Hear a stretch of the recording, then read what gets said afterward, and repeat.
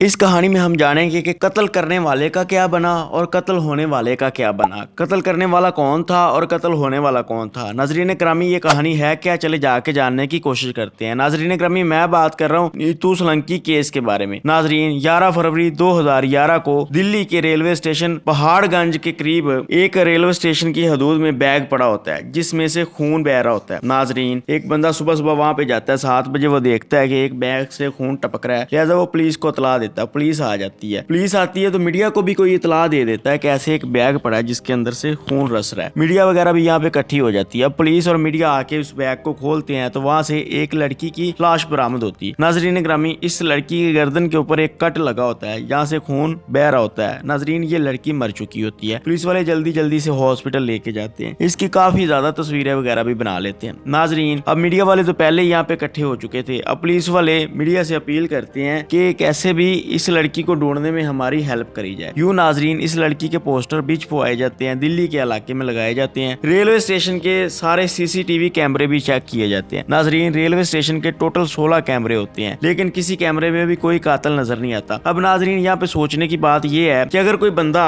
इस चीज को, इस बैग को रेलवे के ऊपर लेके आता तो इससे खून रस रहा होता, इसलिए रेलवे वालों को पता चल जाता, तो रेलवे में भी लिहाजा वो नहीं लेके आ सकता था। अब कोई बंदा अपनी गाड़ी में लेके आता तो जारी बात है गाड़ी भी उसने पार्किंग में खड़ी करनी थी, और जब गाड़ी से बैग बाहर निकालता तो पार्किंग वालों को भी पता चल जाना था कि इसमें खून रस रहा है, तो उन लोगों ने भी पुलिस को शिकायत कर देनी थी। लिहाजा वो भी नई पार्किंग में कोई गाड़ी आगे खड़ी हुई। और नाजरीन, अगर कोई बाहर से रेलवे स्टेशन के अंदर लेके आता तो रेलवे स्टेशन के अंदर स्कैनर लगे हुए थे। जिन लोगों ने ये स्कैन करना था बैग को, तो उनको भी पता चल जाना था स्कैनर के जरिए कि इसके अंदर डेड बॉडी है। तो ये आखिर बंदा किधर से आया और किधर से नहीं आया, सारा दिमाग लगा के पुलिस के ज़हन में एक ही बात आती है कि ये रक्षे के ऊपर लाया गया है। तो अब पुलिस वाले नोटिस करते हैं कि किसी रक्षे वाले ने पुलिस को शिकायत भी नहीं करी कि ऐसे एक बैग से खून टपक रहा था। तो अब ये रक्षा यूनियन से खुद बात करते हैं पुलिस वाले कि ऐसे कोई बंदा बैग रख के आया हो रेलवे स्टेशन में तो आप लोग हमें बताइए, लेकिन किसी तरीके भी कोई पता नहीं चलता। नजरीन ग्रामी, पुलिस वाले जो होते हैं काफी ढूंढते रहते हैं, लेकिन उनको कुछ भी पता नहीं चल रहा होता कि आखिर ये लाश किसकी है और किसकी नहीं है। क्यों नाजरीन ग्रामी, 11 फरवरी को ये लाश मिली थी, अब 23 फरवरी आ गई, लेकिन नाजरीन लाश का बिल्कुल नहीं पता चलता। 23 फरवरी को पुलिस वाले इस लाश की अंतिम संस्कार कर देते हैं, उसका डीएनए वगैरह संभाल के रख लेते हैं, बाकी तस्वीरें वगैरह भी उसकी संभाल के रखते हैं, पोस्टमार्टम रिपोर्ट भी उसकी हो जाती है। अब 24 फरवरी आती है तो 24 फरवरी को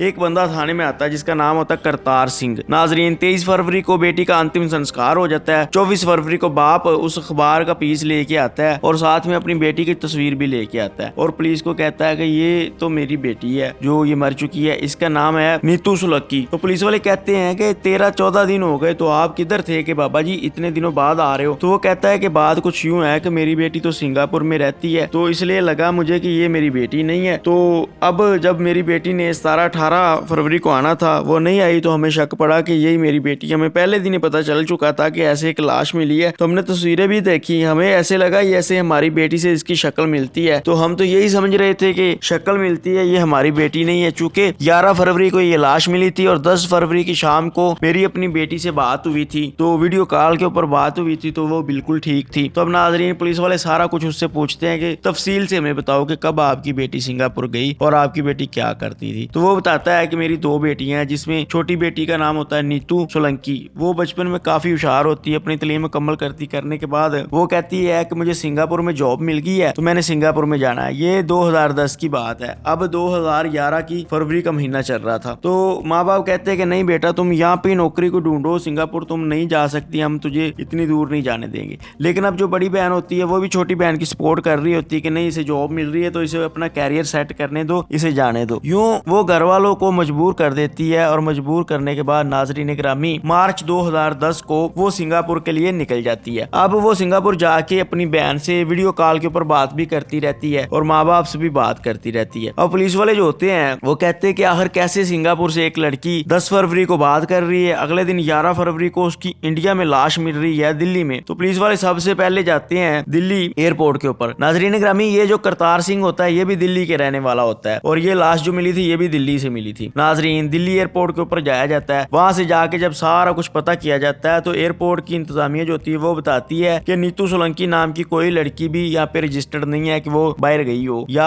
सिंगापुर गई हो। नाजरीन, पुलिस वालों को पता चल जाता है कि अब ये लड़की तो बाहर गई नहीं है, है। तो पता चलता है कि ये जो लड़की है ये पहले कॉल सेंटर में काम करती थी यहाँ पे दिल्ली में। तो नाजरीन कॉल सेंटर में जाके पता किया जाता है, तो कॉल सेंटर के जो उसके कुलीग होते हैं उनके जरिए एक चीज का पता चलता है कि ये लड़की जो थी एक बंदे से बात करना शुरू हो गई थी जिसका नाम था राजू गल्लू। नाजरीन ये एयर इंडिया में काम करता था और इसकी काफी अच्छी जॉब थी और काफी अच्छे पैसे भी इसको मिलते थे। तो ऐसे ही एक दिन इसकी नीतू से मुलाकात होती है और ये दोनों एक दूसरे के फ्रेंड बन जाते हैं और नंबर चेंज कर लेते हैं। नंबर एक दूसरे को देने के बाद ये फोन के ऊपर बात करना शुरू हो जाते हैं। यूं इनकी प्यार मोहब्बत हो जाती है। प्यार मोहब्बत होने के बाद ये उसके साथ राब्ते में रहती है। अब पुलिस वालों को उनके कुलीग के जरिए एक चीज का तो पता चल गया कि एक राजू नाम का लड़का है जिसके साथ इसकी बात होती थी और वो एयर इंडिया में काम करता था। नाजरीन अब पुलिस वाले जो होते हैं वो एयर इंडिया से जाके उसका सारा डाटा हासिल करते हैं, उसके कुलीग का पता करते हैं, सारा कुछ पता करते हैं। तो पता करते हैं कि वो भी 7-8 महीने से इस जॉब को छोड़ के कहीं पे जा चुका है। तो ये चीज सामने आती है, उसके घर वालों का पता करती है। अब वो भी दिल्ली की रहने वाला होता है, घर वाले भी यही कहते हैं कि 7-8 महीने से वो गायब है। नाजरीन अब ये चीज सामने आती है कि 2010 के मार्च के महीने से ये लड़की भी अपने घर से जा चुकी है, नीतू भी, और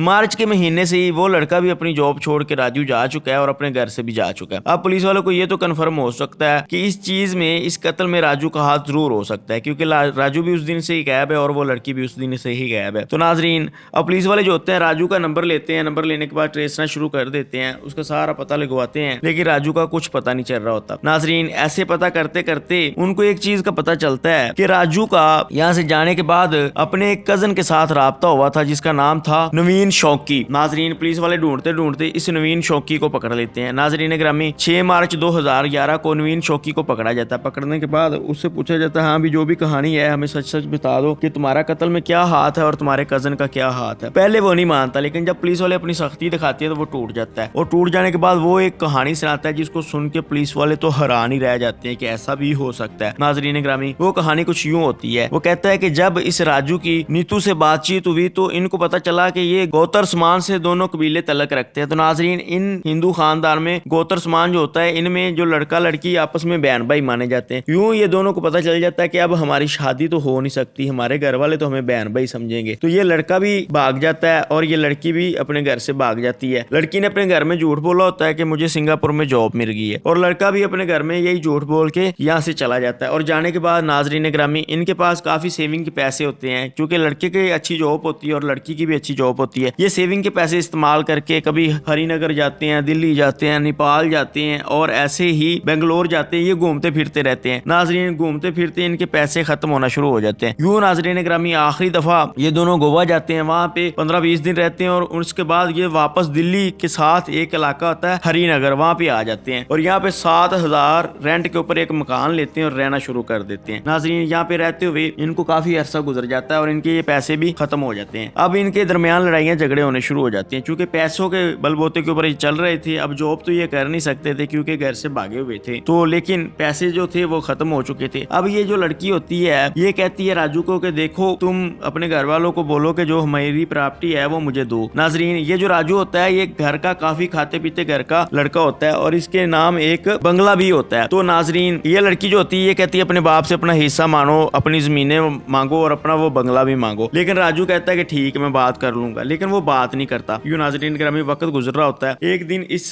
नीतू को गुस्सा आता है और गुस्से में ये क्या करती है कि राजू की बहन को फोन करती है। उसको फोन करने के बाद कहती है कि राजू के नाम जो बंगला है हम लोगों ने वो बंगला बेचना है, तो हमें उस बंगले के कागजात चाहिए। अब जो राजू की बहन होती है वो कहती है तुम कौन होती हो मुझे फोन करके बंगला बेचने की बात करने वाली, वो बंगला तुम्हारा तो नहीं है, मेरे भाई का या हमारा है, हम वो बंगला बिल्कुल नहीं बेचेंगे। तो नाजरीन इस चीज के ऊपर नीतू की और राजू की बहन की आपस में गाली गलौज होना शुरू हो जाती है। ऊपर से राजू भी अचानक घर आ जाता है। वो देखता है कि नीतू जो है वो मेरी बहन से बदतमीजी कर रहा है। वो कहता है कि तुम मेरी बहन से ऐसे बदतमीजी क्यों कर रही हो, ये तुम्हें नहीं करनी चाहिए थी वगैरह वगैरह। अब इन दोनों के दरमियान भी लड़ाई होना शुरू हो जाती है। नाजरीन ये जो लड़की नीतू थी ये काफी जिद्दी टाइप की लड़की थी और ये जो लड़का राजू था इसको भी बहुत जल्द गुस्सा आ जाता था। ये गुस्से वाला लड़का था। इनकी लड़ाई हो रही होती है। इसी गुस्से में ये राजू अपना चाकू निकालता है और नीतू को दे मारता है, जो कि नीतू के गले के ऊपर लगता है और उसकी गले की शारग वगैरह कट जाती है और खून निकलना शुरू हो जाता है। यूं नाजरीन ग्रामी उसका खून बहना शुरू हो जाता है। अब वो गिर जाती है। ये बंदा काफी परेशान हो जाता है कि अब क्या करूं। तो कुछ ही मिनटों में उसकी मौत हो जाती है। तो ये परेशान होता है। शाम के टाइम होता है कि अब इसको बाहर कहीं लेके जाऊंगा तो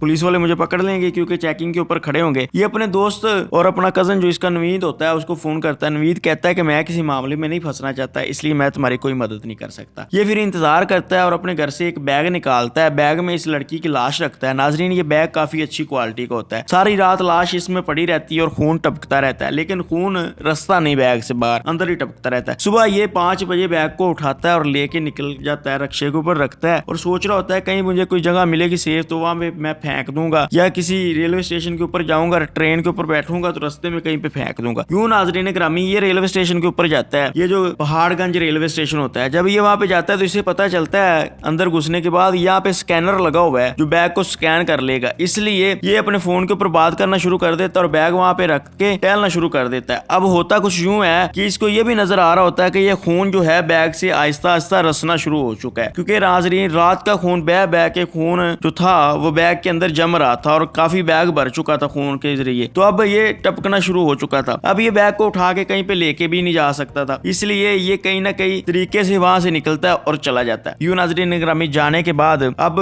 वो गायब हो जाता है। ये जो नवीद था शौकी, ये पुलिस वालों को ये सारी स्टोरी सुना देता है। अब पुलिस वाले जो होते हैं वो कहते हैं कि ये बताओ कि राजू अब है किधर। वो कहता है कि राजू का मुझे ये नहीं पता कि वो किधर है, मुझे तो बस यही पता था कि आखिरी दफा ऐसे उसने मुझसे हेल्प मांगी तो मैंने उसकी हेल्प नहीं करी, तो वो ऐसे बैग को रख के कहीं पे चला गया था। तो बैग रखने के बाद फिर वो मेरे घर आया था, तो मैंने उसको जवाब दे दिया कि भाई तुम्हारे तो ये पोस्टर लगे हुए हैं जगह जगह के ऊपर, तो ये लड़की की लाश भी बैग से मिल चुकी है, तो तुम मेरा घर छोड़ के चले जाओ, क्यों मुझे किसी मामले में फंसाना चाहते हो। तो वो मेरा घर छोड़ के जा चुका था। अब उसके बाद मुझे नहीं पता कि वो किधर गया और किधर नहीं गया। तो नाज़रीन ग्रामी अब पुलिस वाले जो होते हैं उसको ढूंढ रहे होते हैं, लेकिन वो कहीं पे भी नहीं मिल रहा होता। पुलिस वाले उसके घर के भी रैकी करते हैं, उसकी माँ और उसके बाप के नंबरों को भी ट्रेसिंग के ऊपर लगाते हैं, उसके नंबर को भी ट्रेसिंग के ऊपर लगाते हैं, लेकिन वो कहीं से भी नहीं मिलता। पुलिस वाले काफी परेशान होते हैं कि अब करे तो करे क्या। नाज़रीन ग्रामी ये सन 2011 की बात होती है, वक्त गुजरते गुजरते सन 2019 आ जाता है, लेकिन इनका कुछ पता नहीं चल रहा होता। नाज़रीन 9 साल गुजर चुके होते हैं। 9 साल में एक दिन ये होता है कि एक दिन उसकी माँ को फोन आता है, उसकी माँ को फोन आता है आगे से,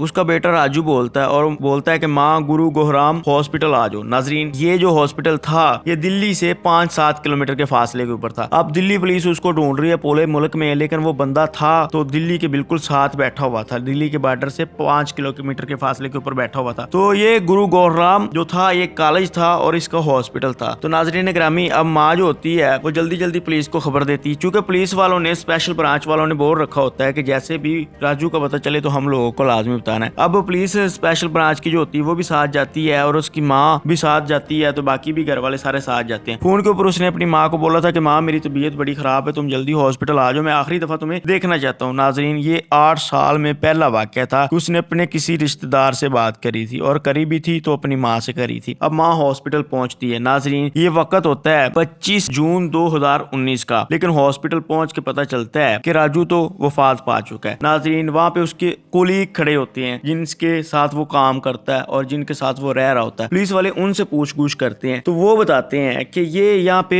गुरु गोहराम कॉलेज में आया था और आने के बाद यहाँ पे इसने पढ़ाई करनी शुरू कर दी। तो इसने क्या किया कि अपना आधार कार्ड, ID कार्ड, जो भी अपने कार्ड वगैरह थे उन सब के ऊपर अपना नाम चेंज किया और रोहान अपना नाम रख लिया। रोहान नाम रखने के बाद ये किसी के साथ भी घुल मिल के नहीं रहता था, ज्यादा बैठता नहीं था। दोस्त वगैरह जो थे वो शराब की पार्टियां वगैरह करते थे, लेकिन ये किसी को अपना ज्यादा चेहरा भी नहीं दिखाता था, अपने कमरे तक ही रहता था। यूं इसने कॉलेज से पढ़ने के बाद ये इसी हॉस्पिटल में सुपरवाइजर की नौकरी लग गया। अब सुपरवाइजर की नौकरी लग के ये अपनी जिंदगी गुजार रहा था, लेकिन ये कोई नशा वगैरह नहीं करता था, खाली सिगरेट ही पीता था। एक दिन इसकी तबीयत खराब हो गई, इसके जो क्लीग थे इसको लेके गए हॉस्पिटल, वहां पे उनको भर्ती करवा दिया, तो पता चला इसकी किडनी खराब हो चुकी है और इसके गुर्दे वगैरह भी फेल हो चुके हैं। यूं नाज़रीन ग्रामी इंश्योरेंस की रकम से इसका इलाज होना शुरू हो गया और इसके ऊपर 1 लाख रुपया लग गया। अब 17 जून को ये दोबारा फिर हॉस्पिटल में दाखिल हुआ, तो 25 जून को आके हॉस्पिटल में डॉक्टरों ने बोल दिया कि तुम अब नहीं बच सकते, तुमने 1 आधे दिन में मर जाना है, तो जो भी अपने किसी को मिलना है मिल लो, जो भी करना है कर लो, तुम नहीं बच सकते। डॉक्टरों ने उसे जवाब दे दिया था। ऐसे फिर ये अपनी माँ को कॉल करता है मिलने के लिए कि आखिरी दफा आ जाओ, मैं तुमसे मिलना चाहता हूँ, लेकिन माँ आने से पहले ये फौत हो जाता है। नाज़रीन अब पुलिस केस करे तो किसके खिलाफ करे, अदालत सजा दे तो किसको सजा दे। अब पुलिस वाले ये करते हैं कि वो जो लड़की होती है नीतू, उसके घर वालों से राब्ता किया जाता है, उनको बताया जाता है कि आपकी बेटी का जो कातिल है राजू वो तो खुद मर चुका है। उसके घर वाले मानते ही नहीं कि वो कैसे मर चुका है, उसको नहीं मरना चाहिए था, लेकिन उसके घर वाले नीतू के जो होते हैं वो आते हैं, देखते हैं राजू की लाश पड़ी होती है, तो वो भी चुप कर जाते हैं कि अब क्या कर सकते हैं। तो ये जो राजू होता है इसकी लाश माँ बाप को दे दी जाती, माँ बाप फिर लाश लेके चले जाते और उसका अंतिम संस्कार कर देते हैं। तो इस कहानी को यहाँ पे ख़त्म करते हैं। वीडियो अच्छी लगने की सूरत में लाइक और सब्सक्राइब कर दें। मुझे इजाज़त दिलाने के बाद।